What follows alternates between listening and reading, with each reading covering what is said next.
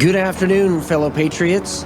This is Matt Shea, and welcome to Patriot Radio, broadcasting live from deep inside the heart of the future Liberty State. Sponsored once again by On Fire Ministries, in the legacy of Dr. Stan Monteith, bringing you the story behind the story and the news behind the news, where it's not about right or left, it's about right and wrong. It's about our hope not being in man, but in Jesus Christ. About not ending in prayer, but moving to action. Your kingdom come, your will be done, on earth as it is in heaven. Father, deliver us from the evil one. Welcome to Patriot Radio. Good afternoon, fellow patriots. And today on Patriot Radio, well, Hamas finally getting evicted from Gaza. The buildup continues in the Middle East, and some more good news from the home front. And today, my guest actually is going to be Megan. We're going to be talking about, in a question and answer style format, kind of what is really happening behind the scenes so that all generations can understand it in pretty simple terms and language. But remember, during this time, you want to be in the know before everyone else so you and your family can be prepared. And to do that, please follow us on patriotradio.us/Telegram. It's the quickest way to get breaking news, and it's the quickest way to get real-time intelligence analysis.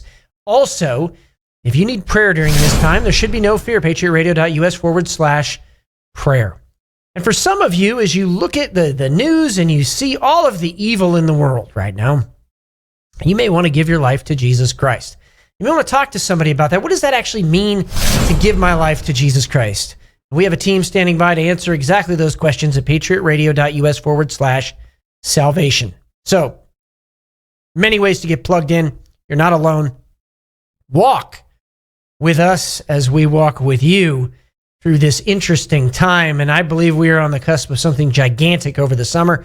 I'm going to get to that here in just a second. But first, your wisdom from the Word, coming to us from Zephaniah chapter 2, verse 4. And if this is not prophetic, I don't know what is. And Ashkelon will become a desolation. But it starts with, for Gaza will be abandoned, and Ashkelon will become a desolation. The inhabitants of Ashdod will be driven out at noon, and Ekron will be uprooted. Woe to the inhabitants of the seacoast, the nation of the Cherethites. The word of the Lord is against you, Canaan, land of the Philistines, and I will eliminate you so that there will be no inhabitant. So the seacoast will become grazing places with pastures for shepherds and folds for flocks, and the coast will be for the remnant. Listen to that word, for the remnant of the house of Judah. They will drive sheep to pasture on it. In the houses of Ashkelon they will lie down in the evening. The Lord their God will care for them and restore their fortunes. This is clearly a prophetic marker for the last times, and we are literally seeing Gaza being abandoned, where there will be no inhabitant. They are being driven out, and Israel has been very clear on that, as we will get to here in a second. But what does this mean for us? What we're seeing in the Middle East is the fulfillment of prophecy, and that Gaza would become uninhabited. There's some other things, that Persia would be destroyed. That comes from 2nd Esdras, a prophetic word I've talked about on the show many times, which was included in the 1611 King James Version of the Bible. 2nd Esdras talks about the rise of the dragon nations of Arabia.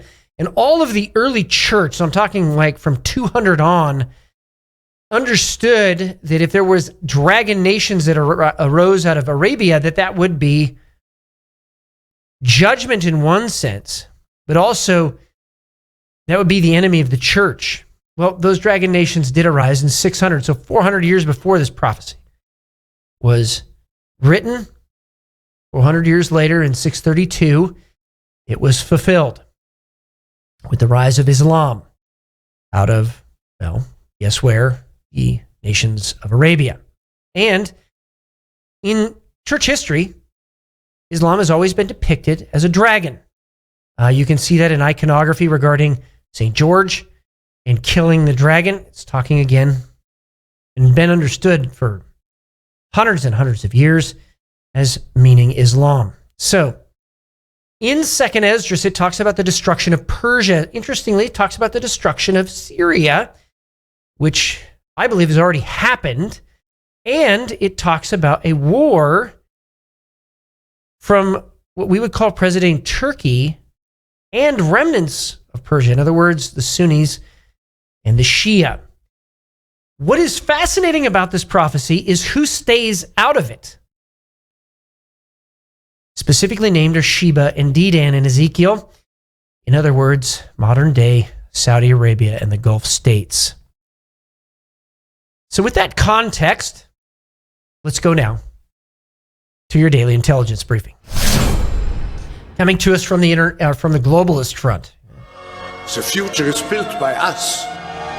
We have the means to make progress on the global agenda. So ChatGPT admitted what the prime directive of artificial intelligence is. What is that prime directive? In its dominant social role, AI does not serve humanistic ends, thought, reflection, and memory. It serves, wait for it, technocratic ends, flow, regulation, and momentum. In other words, in very simple terms, the control of people. And there you have it from its own mouth. Check that article out. We're going to post that soon. That brings us now to the China front. China issued an exercise with no advance warning off of the southern coast of Taiwan. What is fascinating about this is that there are other exercises that the Taiwanese are doing off the southern coast. You see on the, southwest side, the live fire exercise from China. And then you'll see right below Taiwan where the Taiwanese are exercising right now. The exercise coincides with the one-year anniversary of Taiwan's President Lai Ching-te's administration coming into power and is clearly a flexing of the muscle. Obviously, the Chinese are preparing for something. I'm going to get to that here in a second and give you kind of a broad picture and what you can follow here in the days ahead and say, okay, that's what happened now, and it kind of be markers for you as we go. But also, the U.S. is preparing for a long war with China that might hit its own bases and a homeland, according to an article from Reuters. If we go to war with China, it's going to be bloody and there's going to be casualties and it's going to take plenty of munitions, so our stocks need to be full. Earlier this month, U.S. Air Force Brigadier General Doug Weichert summoned nearby civic leaders to Edwards Air Force Base in California to warn them that if China attacks Taiwan in the coming years, they should be prepared for their immediate region. Hear what he's saying, California, to suffer potentially massive disruption from the very start.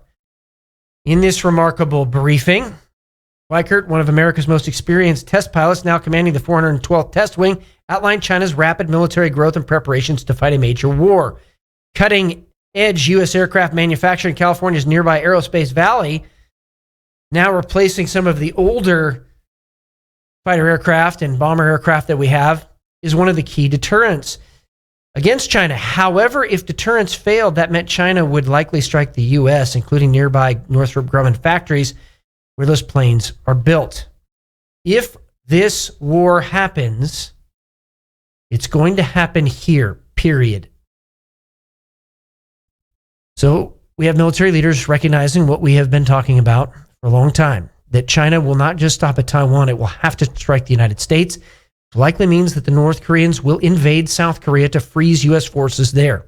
In addition to that, the Chinese have strategic plans for Alaska, specifically to invade Alaska since it would take power projection from the continental United States to go up there and defend it, and Alaska is resource rich. So this could be much broader than people even understand right now, and much sooner, like maybe this fall. So it behooves the Trump administration and Pete Hegseth to move quickly, and they are, to revamp U.S. defense and get us ready to fight and defend the United States. The communists will not give up power because it's the right thing to do. In fact, if they think they're going to lose power because their economy is declining, which it is right now, and they're losing the trade war, which they are right now, and they're being outmaneuvered diplomatically, which they are right now, and surrounded by India, Japan, South Korea, the United States, Philippines, and other allies, which they are right now, communists will go to war first before they lose power. The Philippine Coast Guard said on Monday that 6 or 7 underwater drones believed to be from China have been found so far in Philippine waters. This is, again, following another sub that was found in Philippine waters. So, yes, it is continuing. And you can see by the map there, all of the different allies, and some who haven't taken a side yet but are leaning toward the West, like Indonesia, or to stay out of it completely. So remember that map. It's going to come in handy here in the days ahead. India's strategic narrative, no more dossiers, a use of visible but proportional force. Operation Sindoor marked a strategic departure point for India in its attempt to combat Pakistan's state-sponsored terrorism, and in line with an international law, India will harness its superior military capabilities to deliver a calibrated response. What does that mean in very simple language? If there are any more terror attacks in India, they're going to strike, and they're going to strike very targeted and very fast, which means that this region is a tinderbox right now and will continue to be for the near future. Japan bond market on verge of collapse after worst auction since 1987. This comes on the heels of comments from officials in Japan that their economy is on the ropes. One way that this can be helped is with some quick trade agreements with the United States, and I expect those to happen here in the next few weeks. That brings us now to the Middle East front. The Israel Defense Forces announced the beginning of extensive ground operations across Gaza by both the regular army and reservist elements as part of Operation Gideon's Chariots, with its primary objectives being the total occupation of the Gaza Strip and the destruction of Hamas. To that end, they have now killed all of the Sinwar brothers. They have decapitated almost all, I think they've got one leader left, all of Hamas's senior leadership. And Prime Minister Netanyahu is not backing down. He is saying, quote, Israel will take control of all the Gaza Strip, period. In fulfillment of the prophecy in Zephaniah chapter 2, verse 4. The EU, in response, and on the heels of the United Kingdom, Canada, and France threatening Israel, is also saying it's going to review ties with Israel over Gaza aid. Interesting. This is a prophetic marker that the world is coming against Israel right now. Now, Netanyahu responded very clearly that his vision for Gaza is the same as President Trump's, and he asks the European Union to accept and share that vision. It remains to be seen, but I doubt the Western globalists are going to do that. Iran has not accepted Oman's invitation for a 5th round of U.S. talks in Rome, citing Washington's demand for zero enrichment. We don't want another round of talks and them to fail. This likely means that there will be a strike against Iran in the next 30 to 60 days. In addition to that, thousands of Iranian truck drivers and transport workers have launched a nationwide strike protesting the Islamic regime's economic incompetence and mismanagement. Now you are seeing, and very likely, let's be honest, at the behest of intelligence agencies inside and operating inside Iran, you are seeing the beginning stages of pressure from within. And if strikes are carried out against Iran, that pressure likely will overthrow that regime, but not without a lot of bloodshed.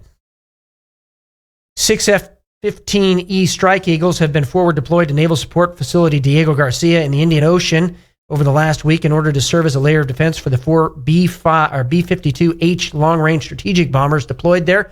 And this means that the buildup is not lessening, but it's actually continuing. And to that end, we're going to have to skip one here, but a great map and satellite picture showing the U.S. Navy USS Nimitz aircraft carrier group now inbound for the Straits of Malacca on its final 2025 deployment before its planned decommissioning. next year, and it looks like it is headed right near the Indo-Pak Persian theater. Also, Defense Secretary Pete Hegseth said that in a world with unlimited U.S. firepower, no competing priorities like China regime change in Yemen would be an ideal outcome. So in other words, they aren't going to pursue it, at least in the near term, and they will continue to bomb if there is ever a problem again from the Houthis. Also, an anti-Erdogan protest was held in Izmir. Yesterday, the protesters demanded that the opposition Istanbul mayor be released from jail, where he's currently in there for corruption charges. He is Erdogan's main rival in the 2028 Turkish elections. So what this protest really is an anti-caliphate protest happening in Turkey. And more unrest is likely in the coming months. When we come back from the break, more on the Russia front and some really good news on the home front. Attention business owners and entrepreneurs. Patriot TV is launching a brand new TV series showcasing American-made products, and your business could be featured. Whether you sell your products online on Etsy or Shopify and dream of reaching millions of viewers on smart TVs like Samsung, Sony, TCL, and LG, or apps like Roku, Android, and Apple TV, this is your chance. We're searching for U.S.-based businesses offering all types of products and services proudly made in the USA.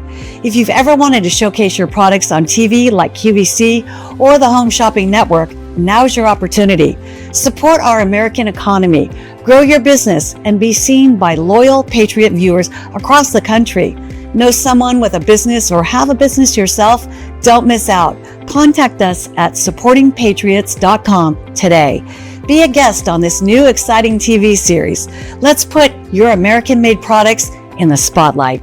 The new Supporting Patriots show on Patriot TV spotlights great Patriot-owned companies and introduces them to Patriot consumers, encouraging them to buy American-made. If you're an America-loving patriot that owns and operates his or her own business, and you have Made in America products or services, you're the perfect candidate to be interviewed on the Supporting Patriots show. If you'd like to be considered for an interview, email us at supportingpatriots@patriot.tv.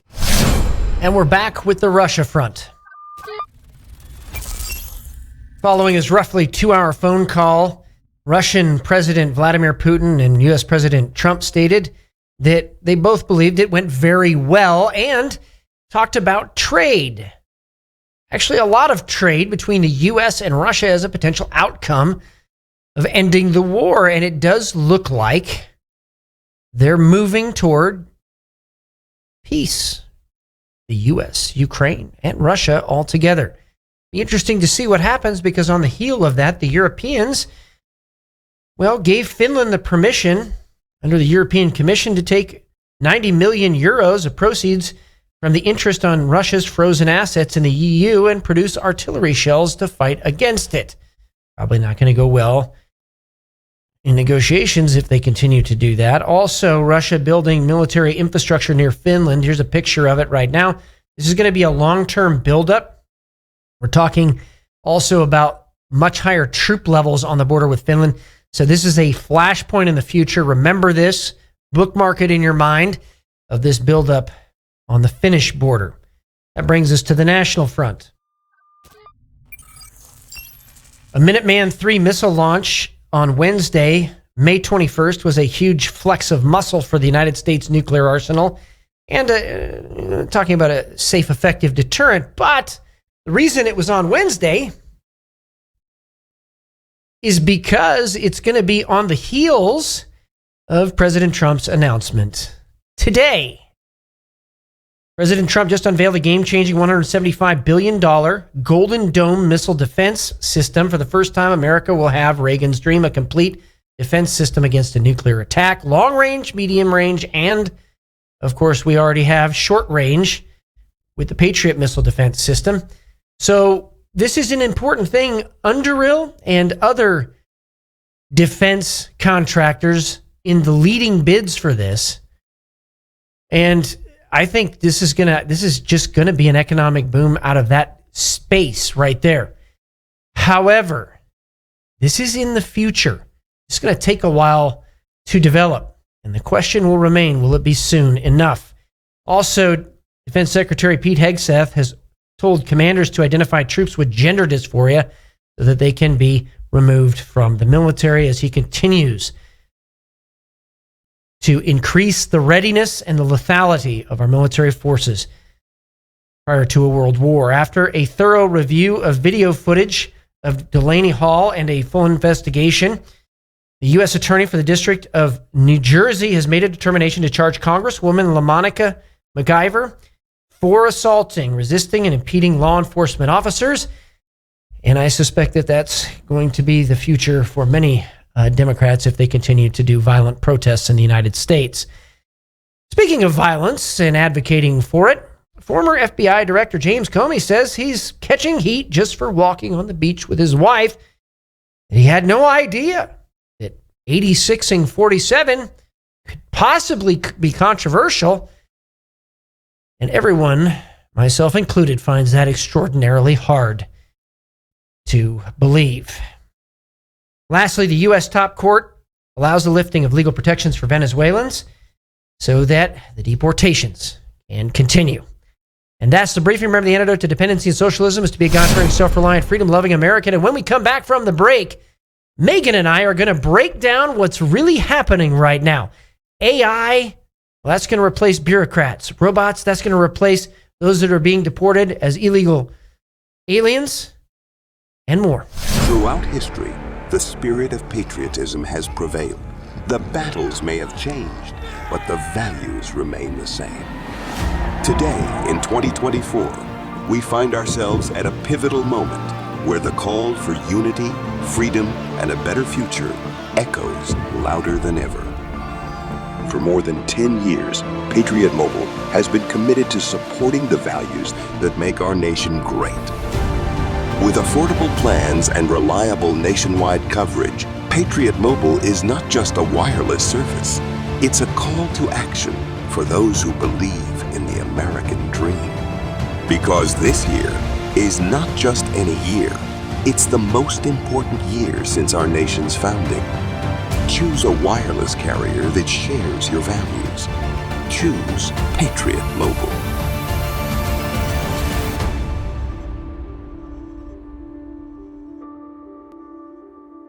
What do a neurosurgeon, a country artist, and a television and radio host have in common?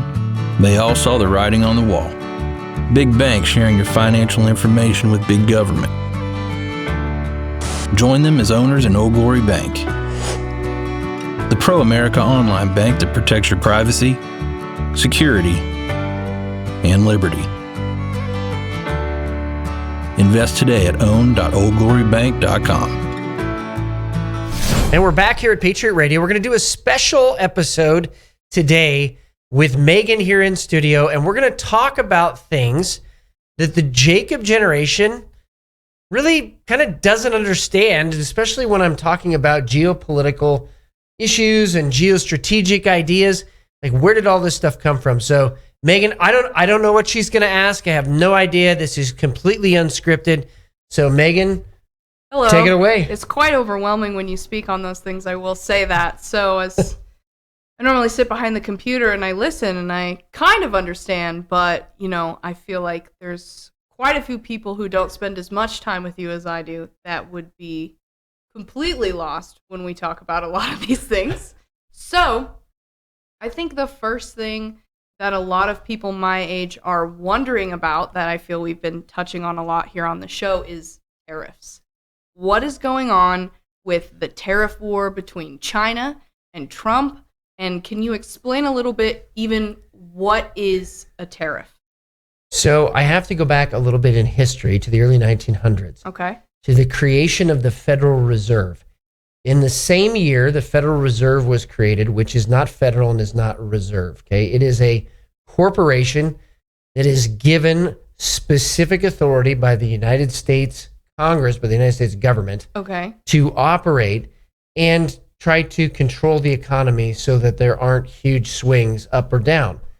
It's never really worked. That's the issue. Well, there's a great book on this that talks about a meeting that was had at Jekyll Island, and the book is called The Creature from Jekyll Island, and it details the discussions behind the scenes. And ultimately, I think we know that there's a lot that's driven by money, and just follow the money, you're going to figure stuff out, right?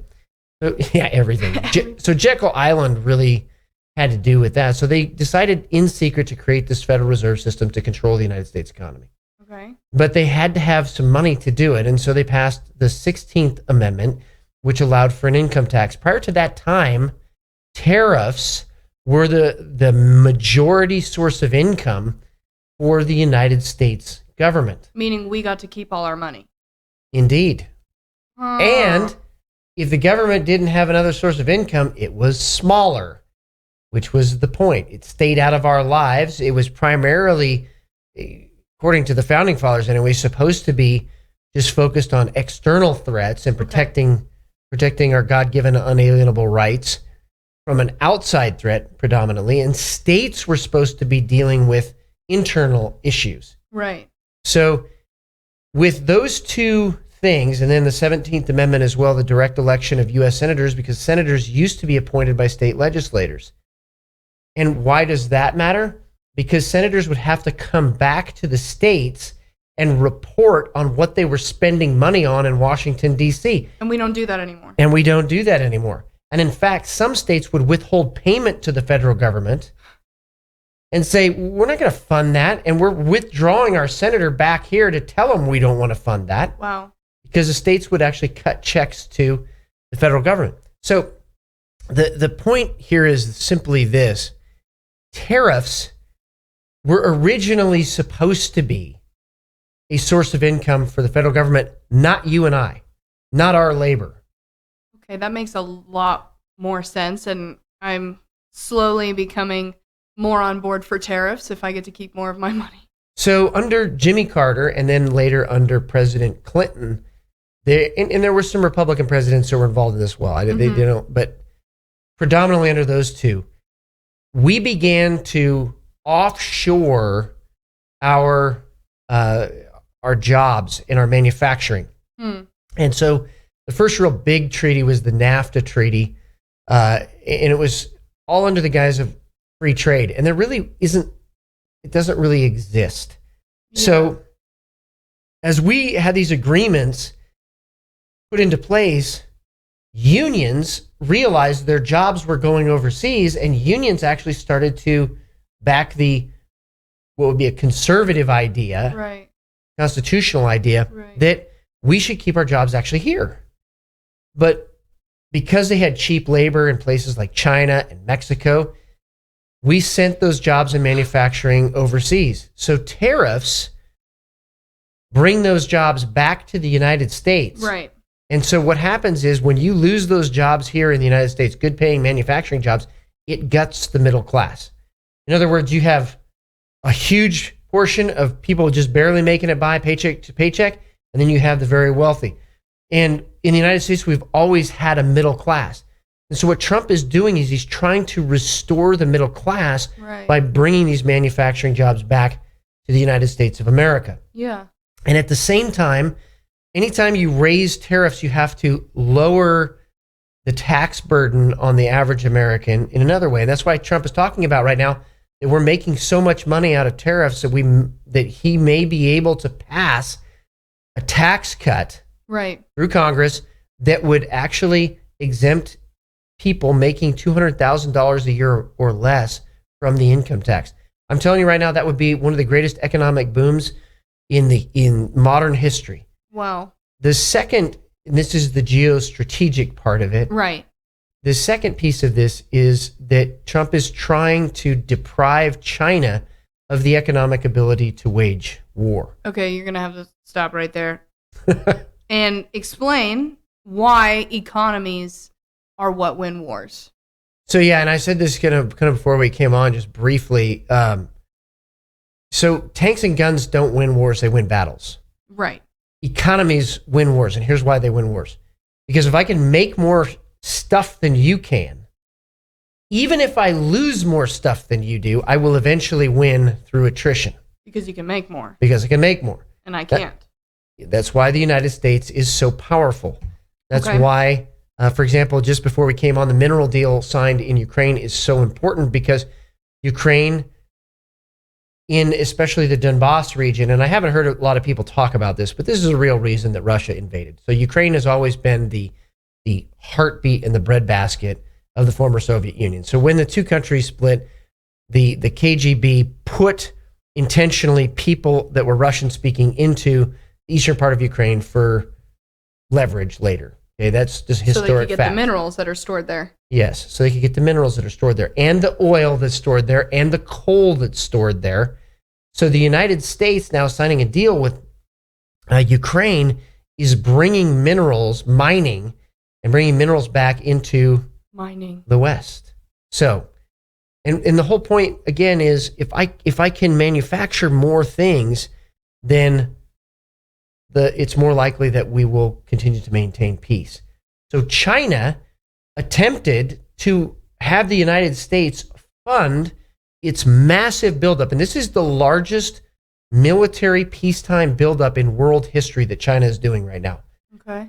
And they're not just going to invade Taiwan. So they're trying to get the United States to fund whatever they're doing. Yeah. By doing what? By having us send our manufacturing to China. So us having our cheaply made clothes and toys and whatever we get on Temu and Shein, Yep. that is funding them to have a war with the United States. Right. So when they say don't use fast fashion, it's not necessarily, well, child labor, never fun, but Yeah, never good. never a good thing. Or organ harvesting of people, never cool. Right. Yeah. Never a good thing to support. Right. But also the fact that we are funding the war that they are planning to bring to us Yes. by using those websites. Yes, that is correct. And by buying Chinese-made things, and by also allowing our manufacturing to go overseas to China, the Chinese also have a massive intelligence operation that takes those ideas, takes those pieces of equipment that were American-made originally and American thought of originally, created, and then the Chinese will steal that technology, and then they'll make it for cheaper. Oh Lord, you heard it here first, folks. Children, people my age, around 25 or younger, because it's fine, they don't need to know that. But don't use Shein or Temu. Other than the fact that tariffs are now going to make everything more expensive, you are not only responsible for child labor, but funding the war that is eventually coming to the United States. And I'm also speaking to myself because I have bought many a thing off of Shein and Temu. Well, let's talk a little bit more practical. Why don't 18 to 27-year-olds have jobs right now? Why or is enough it money so to hard? afford regular clothes? Because we send it overseas. That's why. I mean, bringing back the middle class, if you didn't think tariffs affected you, they obviously do. I don't know about you guys, but I'm not rich. I would love to sit pretty in the middle class that doesn't really exist anymore, because in order to make enough money to survive, you need 18 degrees. But in order to get 18 degrees, you need to take out 1 million loans, and then you are paying them back for the rest of your life, and you can't even have a real nice house because you're paying back the government for the education they told you that you needed to be successful. Exactly. So that's kind of the boat that we're all in right now. And, but we see some glimmers of hope. I mean, we see people realizing this is really stupid to fund people that want to kill us. The Chinese communists in 2000, it was called General Qi Huatian's secret speech. He outlined what the Chinese wanted to do. They wanted to depopulate America by 200 million people and take the country. Abortion. Yeah. That's what they fund all of these demoralization campaigns. Isn't it interesting that you see the Chinese own, marijuana grows? The Chinese are Chinese own marijuana growing places here in the United States. That the Chinese, through Mexican proxies, are sending the precursor chemicals for carfentanil and fentanyl into the United States en masse, because it's all part of a demoralization campaign. And if you don't know history, you're going to miss this, because way back during the Boxer Rebellion time frame at the beginning of the 1900s, the United States and Britain were accused by the Chinese of funding the opium trade that was keeping the Chinese enslaved. And so they think this is revenge. So the demoralization campaign, is that, I mean, to me that sounds like they're trying to, I mean, essentially numb us out to things that are not moral. Yeah, so that's exactly right. Their campaign is to make us okay with killing our own children and our families. And yeah, that's why communism is wrong. It always has been. Communism's evil. You can, and so I don't lose, I don't lose one of these points. I mean, probably one of the biggest examples of people funding their own destruction was a recent satellite imagery of a shipyard in China, where the Taiwanese business owners are funding the Chinese to build Taiwanese ships in the same shipyard where the Chinese are building invasion ships to invade Taiwan. Like, they're literally funding their own invasion. And it goes back to dollar. And I think people miss this with companies that there are some global companies that they don't have a country's interests in mind, or your and mine best interest in mind. They have their bottom line in mind. And so with communism, Karl Marx, you can go read his poetry. It's very clearly satanic, very clearly anti-Christian. It's very dark. Very dark, yeah. Communism was founded on evil, and all it is a system. It's a gangsterist system to seize control from countries in the West. And this is intentionally what they have done for years. You can read this in many, many different works, including And Not a Shot Fired by Jan Kozak and other people. But the point is that they want to demoralize countries. They want to use their own resources against them to ultimately bring those countries down so that they can control it. That's what we're seeing with the Chinese in America. Trump is wise to it. Yeah. And that's why he wants to deprive them of the economic ability to wage war. And the other piece that a lot of people don't know is that in Asian warfare models, they will fight to their supplies. In Western warfare models, we carry our supplies in trucks and trains behind us. Right. They fight to it. So when the Chinese buy land in the United States, and they buy farmland, yeah, and they buy warehouses, and they buy, they want to buy resource land, they're doing it based on an Asian warfare model. They want to fight to that land. They're telling you where they're going to go. So fighting to their land, that means they have it in front of them, so they're fighting everyone trying to get to where their supply lives. Exactly. So them buying all this stuff in the United States is just them saying, hey, we own this, so we can technically be here. Yeah. And we're going to go and we're giving there. them access to all of that stuff. I don't understand, why does the government allow them to do that even though we're not really friends with them? Well, a lot of state governments now, and under the Trump administration, they're very clearly awakened to this fact, and so they're banning the use or banning the ownership of Chinese companies and proxies of land. And interestingly enough, this land is near U.S. military bases. So can they take that? So even though they already own it right now, can they take it away from them? Or since they already own it? No, the U.S. government can, yes. Are they going to do that? In some places, they're already starting, yes. So do you think that this is something that we need to be worried about? Well, I think it's something we need to be aware of, yes. But the fact is as Americans, we need to ask our local elected officials, what are you doing? I mean, there's Chinese-owned land here in Spokane County. We have an Air Force base here. That's not a coincidence. Are you serious? Yes. Boise, Idaho, down in Idaho, there was an issue that came to the attention nationally of leaders, and then also in Texas. I mean, it's happening all over the United States. So states now are taking concrete steps, banning Chinese ownership of land, right? And that's not the only thing. You have the Chinese intelligence apparatus sending agents into the United States, but also using students as exchange students. Exchange students, yeah, as information gathering entities, and they treat every single human being as like a tool. That's why I'm using those terms. Not that I believe that. Yeah. Yeah, that's so interesting. Do you think that we're going to have to, as a nation, shut down education systems for people coming in from China? We need to have a lot There needs to be a massive restriction on the number of Chinese students going to U.S. universities. Yes, absolutely. Wow. Absolutely. And other countries too. It's not just Chinese or jihadi elements that are doing the same thing. Yeah, I mean, we could absolutely go into that. I mean, there's so many things going on with Islam right now in the United States. And I just read something that Washington State has now become the first U.S. state to recognize two Muslim holidays as a state holiday. Yeah. Which I think is fascinating, considering what you've always told me about Islam, of it being... Well, it's interesting that Easter isn't recognized. Easter's not recognized. You're serious.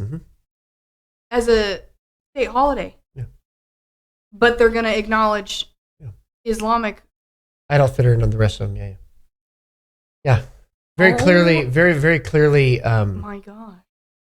It's actually very clearly unconstitutional, but also there is a clear bent right now. And after we come back from the break, we can talk a little bit more about Islam.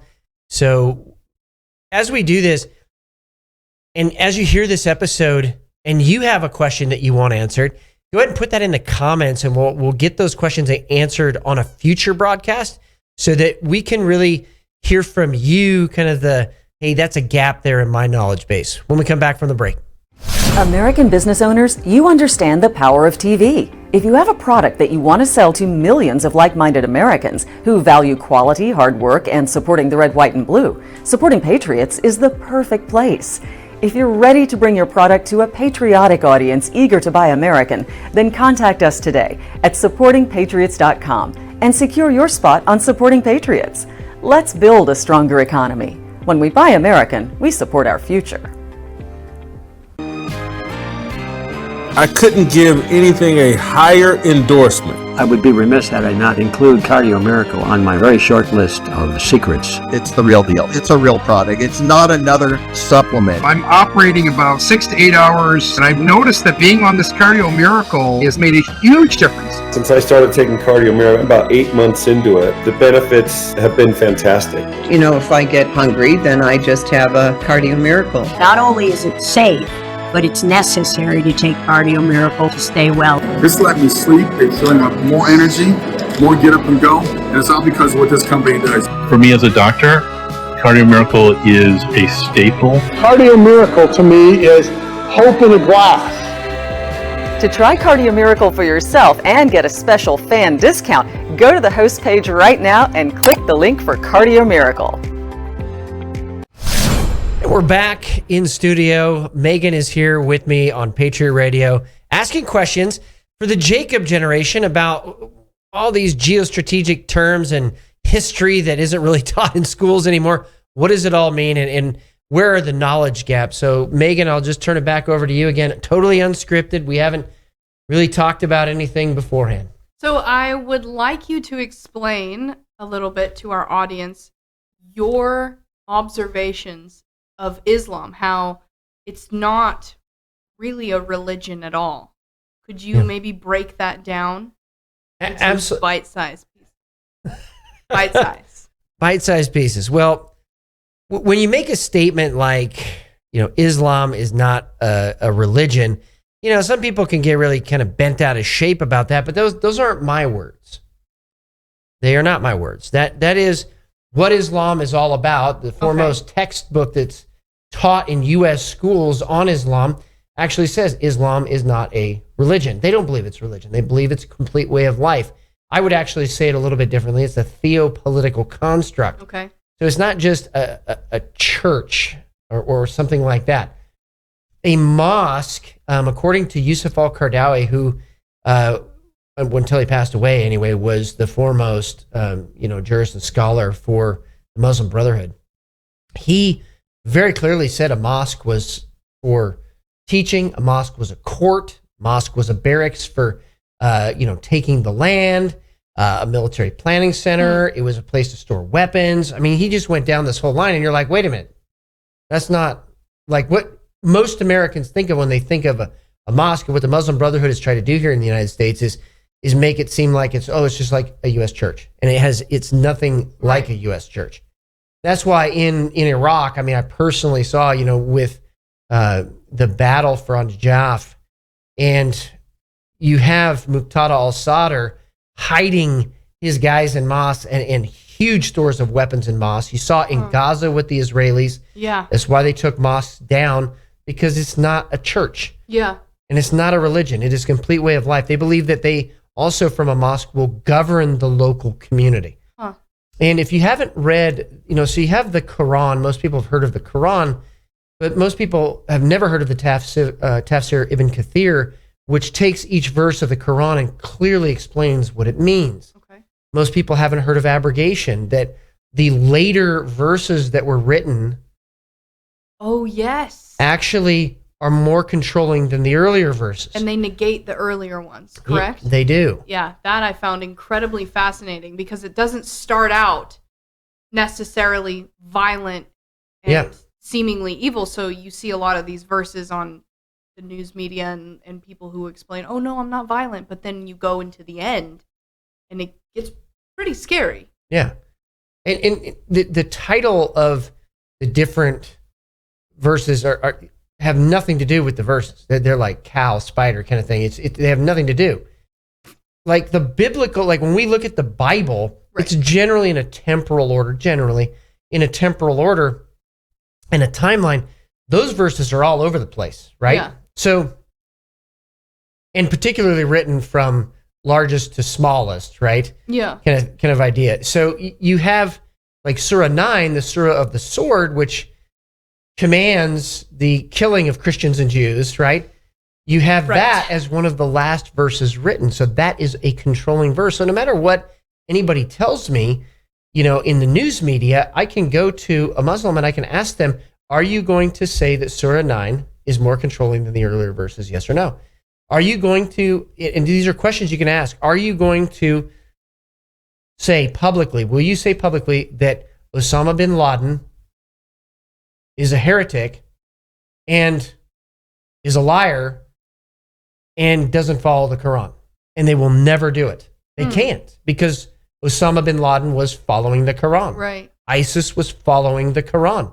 In the Hudud, which is the criminal penalties under Islam, the criminal penalties for preaching religion in the land, and this is Christians they're talking about, is crucifixion and beheading. That's why you saw ISIS beheading all of those people in Syria and in other places as well. So we don't understand that, but that's not it. It's not just the Quran, and it's not just the Tafsir Ibn Kathir.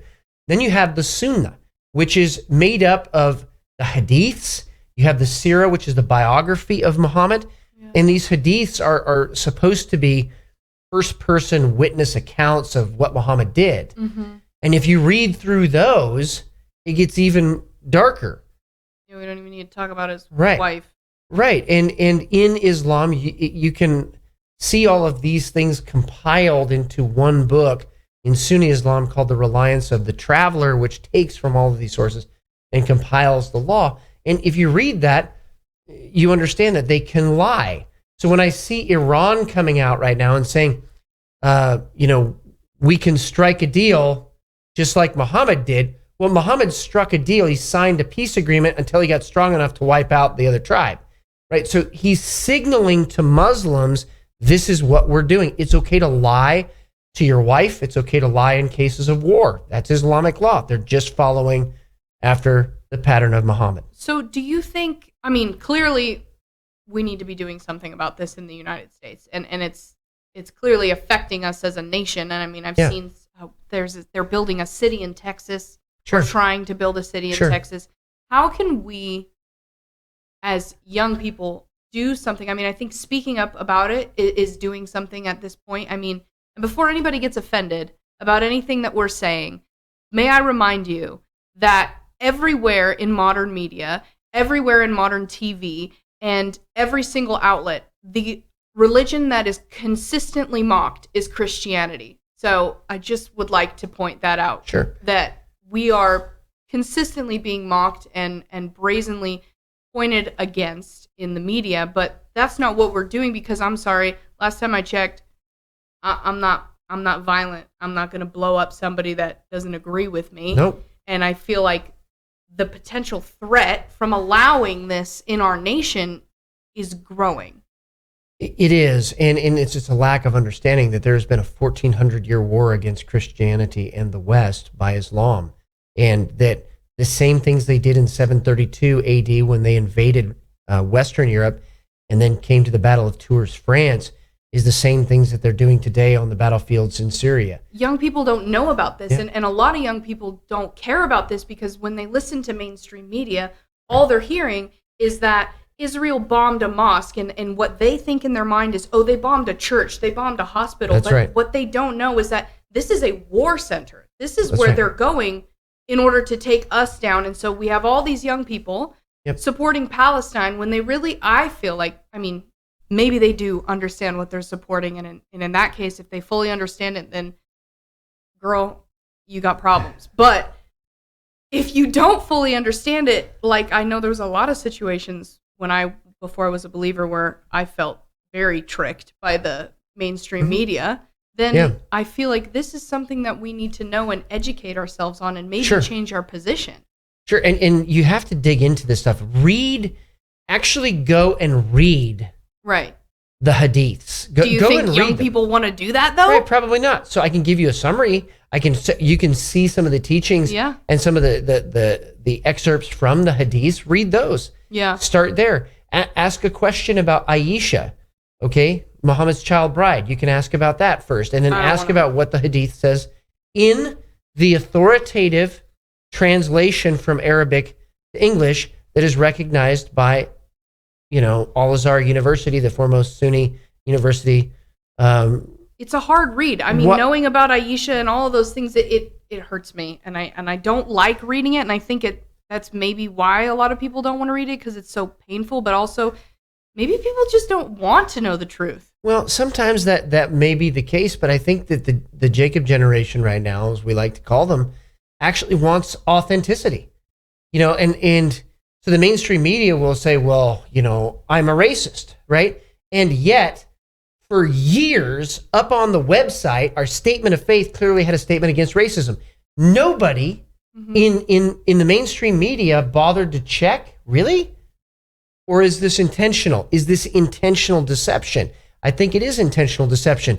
The other thing is that Christians are violent and going to go and look at you. You always want to bring up the Crusades, but we could go into that. Yeah, 23 battles versus hundreds of Islamic battles against Christians unprovoked. Yep. Right? That's a matter of historic fact. There is no moral equivalence between the Crusades and the Islamic battles. None. Zero. Yeah. You cannot be honest and intellectually honest historically and say that. You cannot.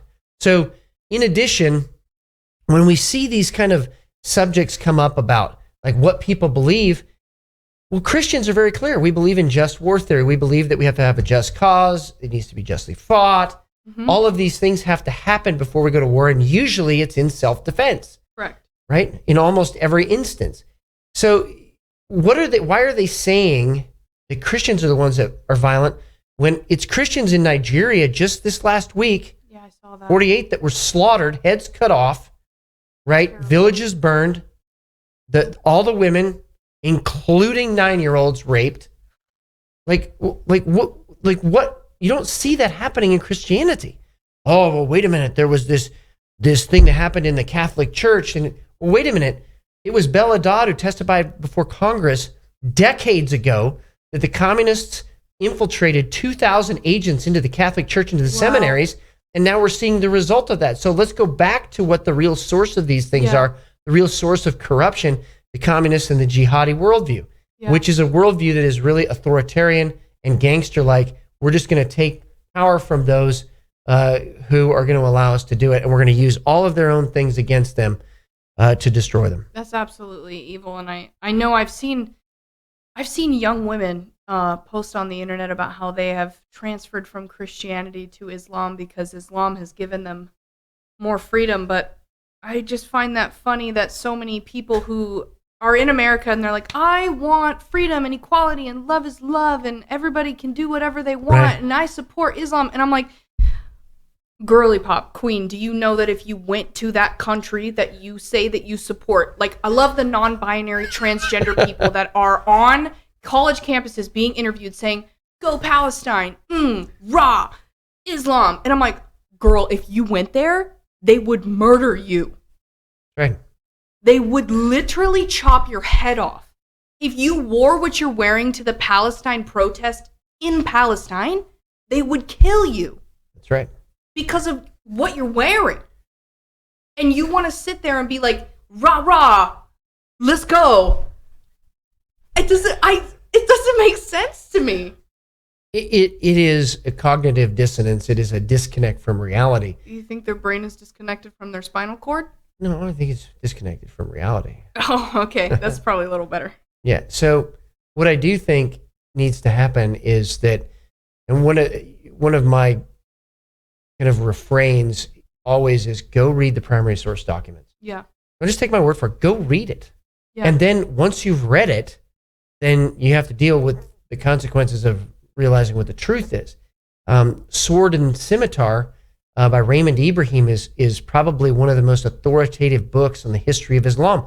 And he uses primary sources from both Christian and Islamic scholars. Wow. So he uses it from both sides and Islamic scribes. Mm-hmm. So you want to go and read something like that that has both sides, and both sides tell the same story. I'm probably going to have to listen to that. So read the primary source documents, dig into things, and don't take this narrative from the mainstream media. Absolutely. Because what they're trying to do is control you, keep you in the dark, and really keep you in a place where they can use you against yourself. They want you to need them. That's right. So I think the main thing here for the young people is ask questions. Question the media. Question what you're being spoon-fed. If every source of news is giving you the same thing, every news source you're looking at is giving you the same answers, the same news feed, the same pictures, all of this, you need to ask questions. Am I getting accurate information? Am I getting all the information? Do I know both sides? Because I know for a fact I have been fooled by the mainstream media, especially with the George Floyd thing. I totally got hoodwinked with that. And when I found out what really happened in that situation, I cried because I was so upset about what I had been fed. And I felt like they made me look like an idiot at the end of the day because I'm like, you made me look stupid. I put my reputation on the line to stand up for something that ended up not even being true. They're playing on your emotions. So figure out if what you're listening to is the truth. That's right. And the way you do that is through primary source documents. This is Matt Shea and Megan. Thank you for joining us today on Patriot Radio. May God bless all of you. He is making this generation the greatest one. The awakening is here. So keep up the fight.